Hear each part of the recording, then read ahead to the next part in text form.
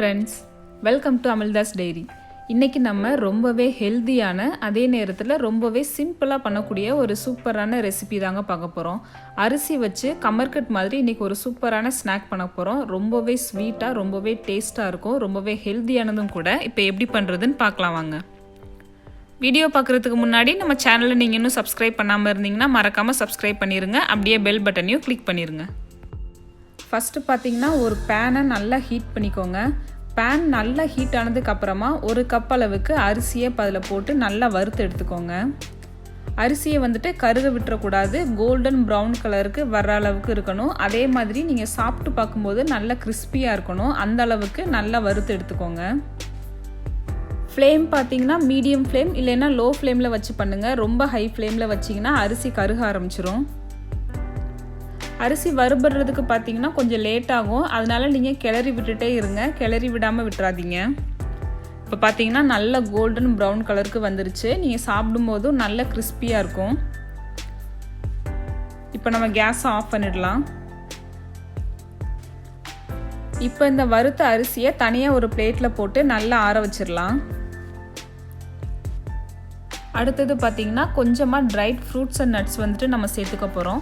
அதனால உங்களுக்கு எந்த ஃப்ரூட்ஸ் அண்ட் நட்ஸ் எல்லாம் தேவையோ அதை வந்துட்டு சின்ன சின்னதாக கட் பண்ணி எடுத்துக்கோங்க. நான் வந்துட்டு கிரான்பெரிஸ், ஆல்மண்ட், ரைசின், அதுக்கப்புறமா கேஷ்யூ எடுத்திருக்கேன். இப்போ அடுத்தது ஒரு பேனில் 1 டேபிள் ஸ்பூன் அளவுக்கு நெய் சேர்த்துக்கோங்க. நெய் நல்லா காஞ்சதுக்கப்புறமா நம்ம கட் பண்ணி வச்சுருக்க ஃப்ரூட்ஸ் அண்ட் நட்ஸை இதில் போட்டு நல்லா வறுத்து எடுத்துக்கலாம். இதோட நீங்கள் கொஞ்சமாக தேங்காயை நல்லா துருவி சேர்த்துக்கிட்டிங்கனாலும் சாப்பிட்றதுக்கு ரொம்பவே டேஸ்ட்டு சூப்பராக இருக்கும். என்கிட்ட தேங்காய் இல்லாததுனால நான் தேங்காய் சேர்த்துக்கல. இப்போ அடுத்தது அதே பேனில் 1/4 கப் அளவுக்கு சுகர் சேர்த்துக்கோங்க. நம்ம அரிசி வந்துட்டு எதில் எடுத்தோமோ அதே இதுலேயே 1/4 கப் அளவுக்கு சுகரும் ஒரு 1/2 கப் அளவுக்கு தண்ணியும் சேர்த்துக்கோங்க. சேர்த்துட்டு நல்லா கொதிக்க விட்டுருங்க.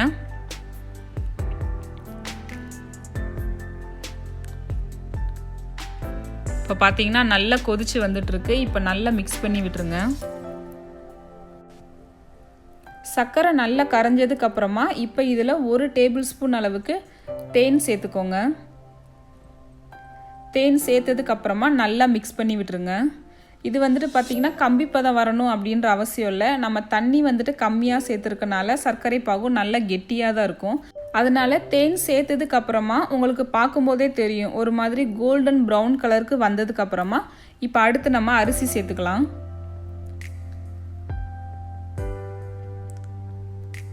அரிசி சேர்த்ததுக்கு அப்புறமா நம்ம வறுத்து வச்சிருக்க ஃப்ரூட்ஸ் அண்ட் நட்ஸும் சேர்த்துக்கோங்க. சேர்த்துட்டு நல்லா மிக்ஸ் பண்ணி விட்டுருங்க. இந்த ரெசிபி பார்த்தீங்கன்னா ரொம்பவே ஹெல்த்தியான ரெசிபி. அதே நேரத்தில் நம்ம வீட்லேயே இருக்க பொருட்களை வச்சு ரொம்பவே சீக்கிரமாக பண்ணி முடிச்சிடலாம். அரிசியை மட்டும் நல்லா வறுத்து நம்ம பொரியரிசியாக சாப்பிட்ருப்போம். அதோட இந்த மாதிரி நம்ம நட்ஸ் எல்லாம் சேர்த்து சாப்பிடும்போது ரொம்பவே டேஸ்ட்டாக இருக்கும் சாப்பிட்றதுக்கு. இது வந்துட்டு ரொம்ப நேரம் குக் பண்ணணும் அப்படின்ற அவசியம் இல்லை. அந்த சர்க்கரை பாகுவோட அரிசி நட்ஸ் எல்லாம் ஒன்றோட ஒன்று மிக்ஸ் ஆகுற அளவுக்கு பண்ணிங்கனாலே போதும். இப்போ பார்த்தீங்கன்னா எல்லாமே நல்லா ஒன்றோட ஒன்று மிக்ஸ் ஆகிடுச்சு. அடுத்தது பார்த்தீங்கன்னா ஒரு பிளேட்டில் நெய் இல்லைன்னா எண்ணெய் தடவிக்கோங்க. இல்லைன்னா இந்த மாதிரி பட்டர் பேப்பர் சேர்த்துக்கோங்க. பட்டர் பேப்பர் வச்சதுக்கப்புறமா இப்போ அதில் நம்ம ரெடி பண்ணி வச்சுருக்க மிக்ஸை சேர்த்துக்கலாம். அதே சூடோட அப்படியே சேர்த்திங்க அப்படின்னா தான் நல்லா இறுகி வரும் நமக்கு. இல்லைன்னா ஒன்றோட ஒன்று ஒட்டாமல் உதிரி உதிரியாக தான் இருக்கும். நீங்கள் அப்படியே உதிரி உதிரியாக சாப்பிட்றதுனாலும் சாப்பிடலாம், இல்லை இந்த மாதிரி நீங்கள் பீசஸாக கட் பண்ணி சாப்பிட்றதுனாலும் சாப்பிடலாம். கடைசியாக கொஞ்சமாக எள்ளு சேர்த்துக்கோங்க. மேலே எள்ளு சேர்த்துட்டு நல்லா ஆற விட்டுருங்க. நல்லா ஆறுனதுக்கு அப்புறமா உங்களுக்கு தேவையான அளவுக்கு சின்ன சின்ன பீசஸாக கட் பண்ணி எடுத்திங்கன்னா நமக்கு சூப்பரான பொரியரிசி கமர்கட் தயாராகிடும்.